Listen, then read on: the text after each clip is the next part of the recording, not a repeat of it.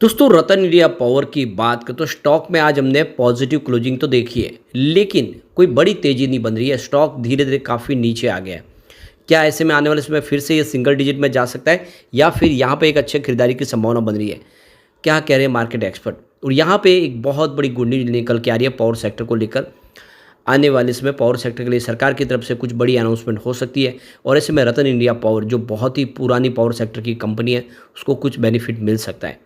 वैसे तो कंपनी ने इस बार काफ़ी ज़बरदस्त प्रॉफिट भी बताया। अब फिर से क्वार्टर वन हमारे सामने आने वाला है। क्या ऐसा ही प्रॉफिट इस बार भी देखने को मिलेगा? वैसे तो पिछली बार अदर इनकम का वहाँ पे बड़ा योगदान था, जिसकी वजह से जो प्रॉफिट है वो 10,000 करोड़ तक पहुँच गया।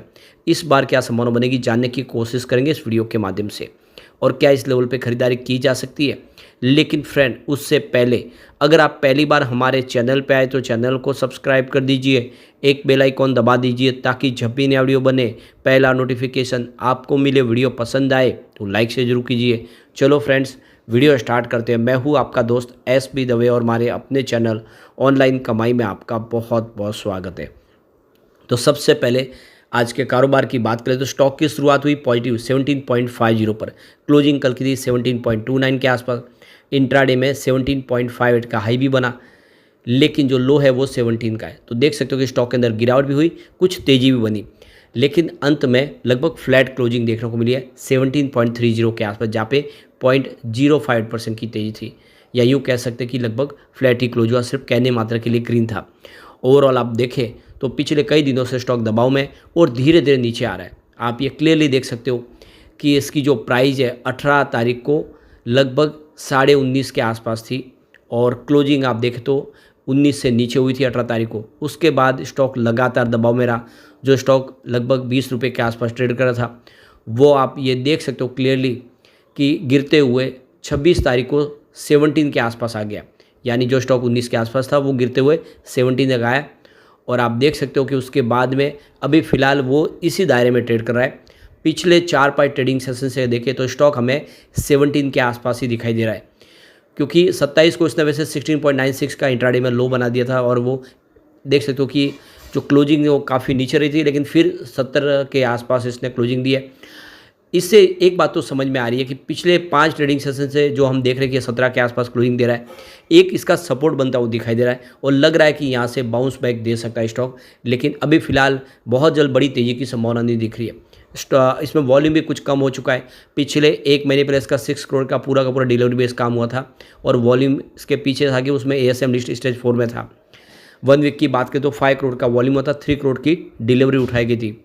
अब बात करें कल की तो कल 3 करोड़ का वॉल्यूम होता, सामने 2 करोड़ की डिलीवरी उठाएगी। आज 3 करोड़ का वॉल्यूम हुआ है, लगभग एक जैसा वॉल्यूम है। फिलहाल 21 जून 2024 से ये स्टेज 3 में आ चुका, अभी भी स्टेज 3 में शामिल है। अब इस स्टॉक ने ऑलरेडी काफ़ी ज़बरदस्त रिटर्न भी दिया लोगों को। यहाँ पे क्लियरली देख सकते हो कि पिछले 1 साल में 227% का ज़बरदस्त रिटर्न दिया है। लेकिन यहाँ पे पिछले 1 महीने की बात करें तो यहाँ पे 13.83% स्टॉक गिर चुका है। यानी बड़ी तेज़ी के बाद स्टॉक में प्रॉफिट बुकिंग हावी हो गई है, और इस वजह से यह गिरावट की चपेट में। वैसे अगर आप देखें तो पिछले 5 सालों में इसने 836% का बम्पर रिटर्न दिया है। काफ़ी बेहतर प्रदर्शन किया है स्टॉक ने। फिलहाल रतन इंडिया पावर के मार्केट कैप की बात करें 9,322 करोड़ के आसपास का मार्केट कैप है इसका। अब यहाँ पे जो बड़ी अपडेट निकल के आ रही है, यहाँ पे देख सकते हो कि के फिन टेक्नोलॉजी जिनका ये इनका RTA एजेंट है, जो शेयर ट्रांसफ़र का जो सारा का सारा कामकाज देखते, इनकी तरफ से सर्टिफिकेट मिला है रतन इंडिया पावर को जून क्वार्टर का। तो अभी जून क्वार्टर की तैयारी हो चुकी है, और इनके RTA एजेंट ने इनको सर्टिफिकेट दे दिया है। तो कंपनी के जो भी शेयर है, चाहे फिजिकल हो या डीमेट रूप में, वो सारे के सारे इनके फिनटेक के पास रहते हैं, उसकी जिम्मेदारी उनकी होती है। और इस क्वार्टर के दरमियान किसी भी प्रकार की कोई भी यहाँ पे जो एक्टिविटी नहीं हुई, उसकी जानकारी दी गई है, और यहाँ पे उन्होंने सर्टिफाइड कर दिया है कि कंपनी के जो भी उन्होंने शेयर संभाले हुए उसमें उन्होंने अपनी जिम्मेदारी पूरी निभाई है, किसी भी प्रकार की उसमें कोई कमी नहीं रही है। तो हर पब्लिक लिस्टेड कंपनी को एक RTA एजेंट की ज़रूरत होती है जो इनके शेयर को संभालेगा, और उनकी तरफ से सर्टिफिकेट भी मिलना चाहिए सेबी के रूल्स के तहत, जो सर्टिफिकेट इनको मिल चुका है जून क्वार्टर के लिए। अब यहाँ पे जो बड़ी अपडेट निकल के आ रही है, जिस तरह से इलेक्ट्रिसिटी कंजम्पशन बढ़ रहा है, अब उसको लेकर यहाँ पे जो नई डिमांड उठी है कि नेशनल इलेक्ट्रिसिटी प्लान में रिवीजन करना चाहिए, सरकार को इसके ऊपर अब कुछ नए कदम उठाने चाहिए। तो यहाँ पे पीक डिमांड का जो प्रोजेक्शन किया गया उसके हिसाब से 260 गीगावाट तक जा सकता है सितंबर से अक्टूबर के दौरान, इस दरमियान इस साल में ही। जो देख रहे हो कि पिछले 2 साल के मुकाबले 20% ज़्यादा इलेक्ट्रिसिटी खपत दिखाई दे रही है। तो यहाँ पे जो जानकार है उनका कहना है कि इस समय जिस तरह से इलेक्ट्रिसिटी डिमांड बढ़ रही है उसको पूरा करने के लिए सरकार को इसमें अब पॉलिसी में कुछ और नए बदलाव करने होंगे, गवर्नमेंट को इसके लिए कुछ और करना होगा। जिस तरह से इलेक्ट्रिसिटी कंजम्पशन बढ़ रहा है उस हिसाब से जो अंदाज़ा लगाया कि आने वाले 2031-32 तक 400 गीगावाट इलेक्ट्रिसिटी कंजम्पशन पहुँच जाएगा। और इसलिए अगर आप देखें तो जो पहले अंदाज़ा लगाया गया था वो 384 गीगावाट का था, उससे भी ज़्यादा दिख रहा है। इस हिसाब से सरकार को कुछ व्यवस्था करनी होगी। इलेक्ट्रिसिटी जो भी कंजम्पशन है उसको फुलफ़िल करने के लिए सरकार को और भी कोई रास्ते तलाशने होंगे। जून 2024 की बात करें तो यहाँ पे जो इलेक्ट्रिसिटी कंजम्पशन है वो 152.4 बिलियन यूनिट के आसपास रहा है, जो देख सकते हो कि पिछले साल जून 2023 के मुकाबले 9% ज़्यादा है, यानी हर साल इलेक्ट्रिक खपत बढ़ रही है। मई महीने में देखें तो जो पिक डिमांड है वो 250 गीगावाट को टच कर चुकी है, जबकि सितंबर 2023 में 243 गीगावाट की पिक डिमांड थी। इससे पहले देखें तो अगर 2019-20 की बात करें तो जो डिमांड थी इलेक्ट्रिसिटी कंजम्पशन 184 गीगावाट के आसपास थी, जो आप देखें तो उसमें बहुत बड़ी भारी तेज़ी देखने को मिल रही है, लगातार खपत बढ़ रही है। इसके पीछे वजह एक्सट्रीम हीट, लगातार देखें तो किस तरह से अब गर्मी का वातावरण बन रहा है, और ऐसे में अगर आप देखें तो जो कूलिंग इक्विपमेंट है उसका ज़्यादा इस्तेमाल हो रहा है, जिस वजह से इलेक्ट्रिसिटी खपत बढ़ रही है।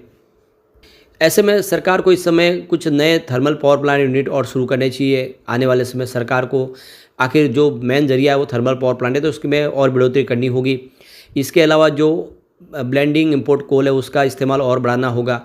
इस समय 4% के आसपास किया गया, हो सकता है उसको और बढ़ाने की जरूरत, क्योंकि कोल डिमांड है वो अगर बढ़ेगी तो उसको भी पूरा करने के लिए कोल की भी जरूरत होगी, तो इंपोर्ट कोल इसमें इस्तेमाल करना होगा, मिक्स करना होगा।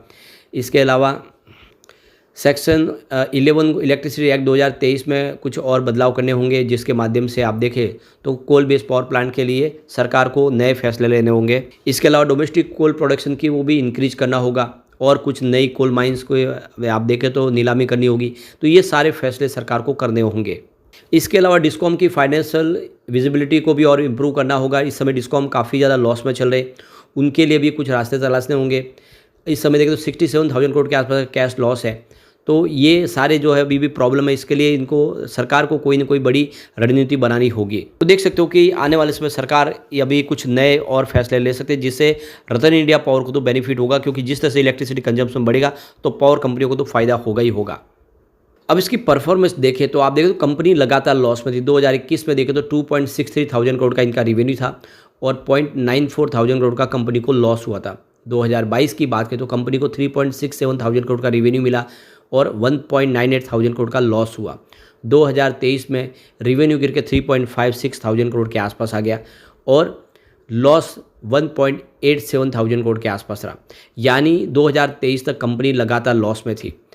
अब 2024 की बात करें, रेवेन्यू सीधा बढ़ के 14.34 थाउजेंड करोड़ के आसपास पहुंच गया, यानी बहुत ज़बरदस्त जंप देखने को मिला है 2024 में। सामने प्रॉफिट भी ज़बरदस्त बढ़ा है, 8.90 थाउजेंड करोड़ का प्रॉफिट हुआ है।